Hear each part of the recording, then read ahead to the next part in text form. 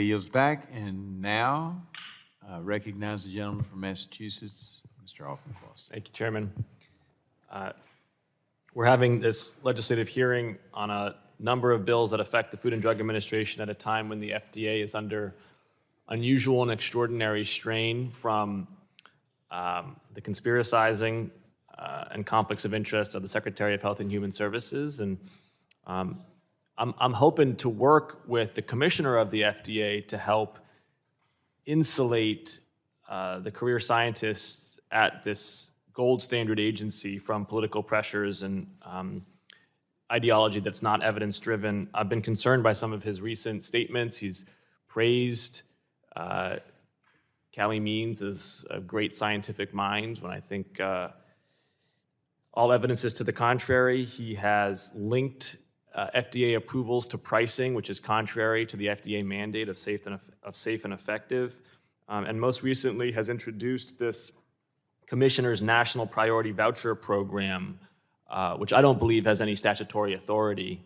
And these are issues that need to be addressed because if the FDA is accommodating purges of career scientists under his leadership and breaching its statutory mandate, it's hard to have confidence in its ability to implement many of these pieces of legislation, including the FDA Modernization Act.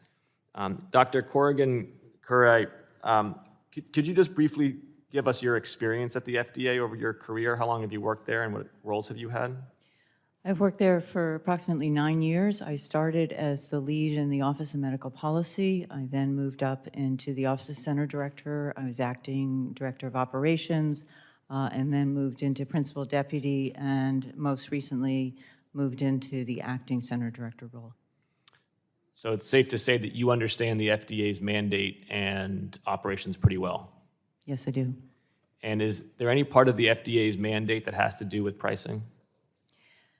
We do not directly address pricing, but our competition area is biosimilars and generics. We're very aware that the more... I understand that the role for generics and biosimilars is to reduce the cost of drugs, and generics have proven very successful in doing that. Biosimilars have made progress. We got more work to do.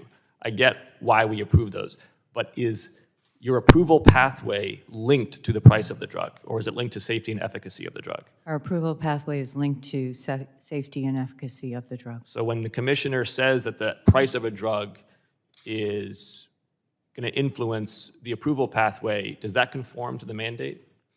I'm not aware of what he said. I don't know whether he's talking about access and competition. Well, what he was talking about was the commissioner's National Priority Voucher Program and how he might decide to allow drugs to use this fast track.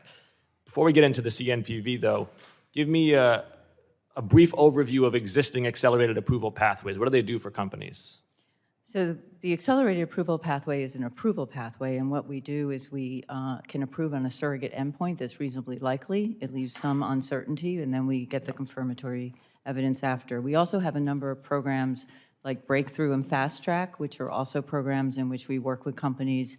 We'll have more touch points to get them with a drug that's promising either in a preclinical or a clinical basis.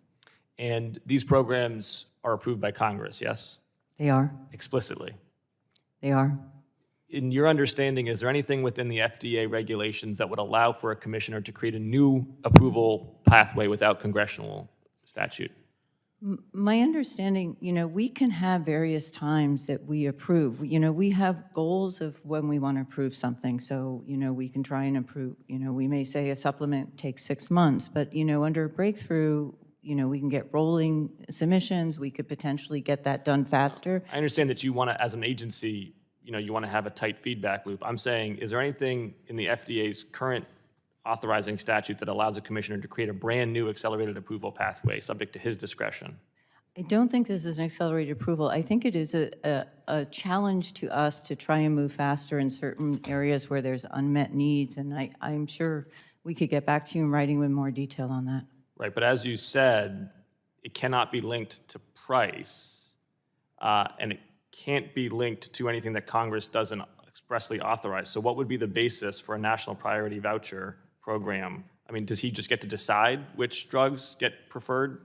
is it like fear or favoritism, whatever he Well, thinks is necessary? my understanding is we're going to get more information about this in the process. On our website, I think there are things like, unmet medical needs, some of the areas where we typically try and move a little faster.